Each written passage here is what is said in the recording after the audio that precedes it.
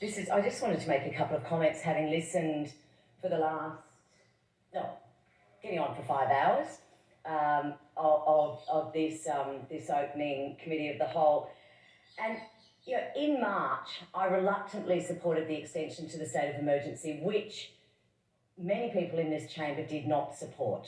And they didn't support it for a range of reasons, and they fought vehemently against any extension to a state of emergency. And at that point, I made it very public that I was reluctant about the state of emergency because it lacked transparency, because it lacked accountability, because we weren't seeing, the advice, that we weren't seeing it coming back to the Parliament. So since March, we've actually been working on that. Since March, and I actually have to thank, and I'd like to thank Mr. Davis for introducing me to the Centre for Public Integrity, because in March he did that. In March, he introduced me to the Centre for Public Integrity to tell me how wrong the state of emergency was and the reasons why it was wrong, and the reasons why we needed pandemic-specific legislation, and the reasons were transparency, accountability and scrutiny. And I listened. And I listened to that, and in March I said to the government that I would support an extension on the provision that they introduce pandemic-specific legislation. And that's what we have before us now. And yes, it has been amended, and I'm very pleased it has, because even through that process of talking to Liberty Victoria, the Law Institute of Victoria, the Human Rights Legal Centre, the Centre for Public Integrity, or speaking to all of them about what this should look like. We were also looking at what Denmark was doing. We were looking at what New Zealand was doing. We were looking at what New South Wales was doing. What we knew, that what we were doing in Victoria, which was very similar to what is being done in Tasmania, South Australia, Queensland, West Australia, Northern Territory, and probably the ACT and Queensland, was not what we needed for a pandemic where people were saying they didn't understand. They wanted to see that transparency. They wanted to effectively see how the sausage was made, why those orders were being made, on what was the advice. And here we have some legislation that is presenting that. And this legislation is better now because people have actually got up and done the work and worked and consulted with different organisations. And I don't think there's a single organisation out there that doesn't say that and I would actually challenge anyone in this chamber voting against this legislation to tell me that it's not better than the state of emergency. Tell me that this is not better, that this is not more transparent, that this is not allowing greater accountability, that this is not allowing greater scrutiny, because it is. And yes, Mr. Medic, Dr. Ratnam, myself, we worked hard on this. People can just stand on the sidelines and say no. And many people in this chamber have said, we don't care what this legislation looks like, we're not supporting it. And many of you are on the public record for saying just that. But in actual fact, I went out there and talked to the community. I went out there and talked to different organisations about what would make this better, what would be good pandemic legislation. And I'd have to say right now, we have got a whole range of amendments as a result of that. Now, many of you who will be voting against this legislation today, and you've made that very clear in the media, you've made it very clear that this legislation is something that we should be frightened of.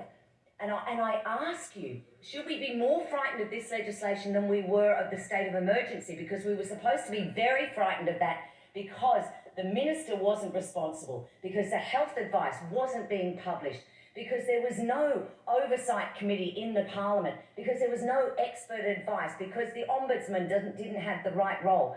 So we've listened to that, and I have carefully listened to the Law Institute of Victoria, to the Human Rights Legal Centre, to the Centre of Public Integrity, and I have met with them many times, numerous times, over this last, actually 6 months that I have been interested in this. And I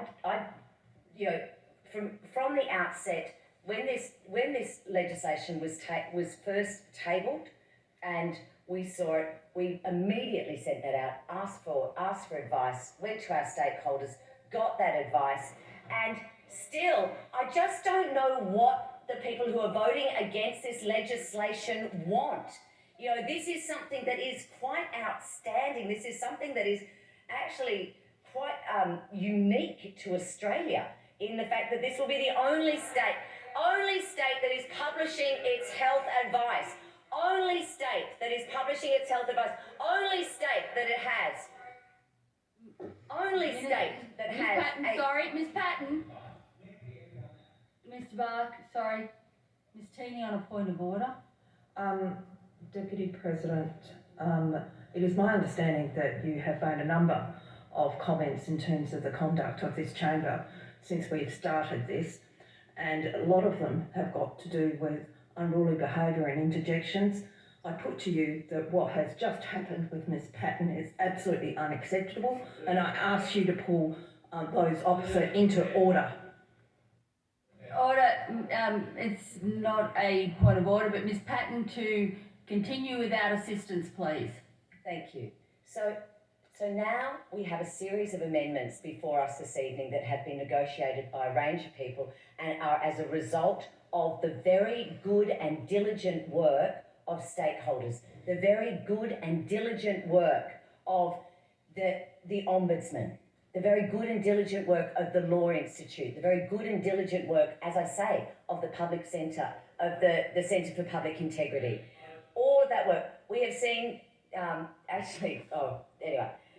are now seeing a changed threshold for declaring a pandemic, reduced financial penalties, tighter publishing and tabling timeframes, clear application to our Charter of Human Rights, an independent advisory committee that is resourced, an entirely independent review of this legislation commencing within 18 months, a new parliamentary joint committee without a government majority to oversight it, a new mechanism for parliamentary disallowance, an independent detention appeal panel to sit outside of health and be appointed like a commission, clarification of just how the Ombudsman can review these matters, an entrenched right to protest, plus undertakings in relation to detention guidelines.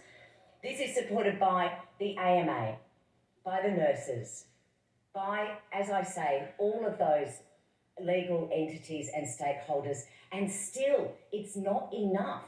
And I would love, in the 5 hours, I have not heard anyone articulate what they want. All you want is to say no. And that's easy. It's really easy to say no. It's actually a lot harder to come to the table, to pick up the phone and to work on it. Thank you.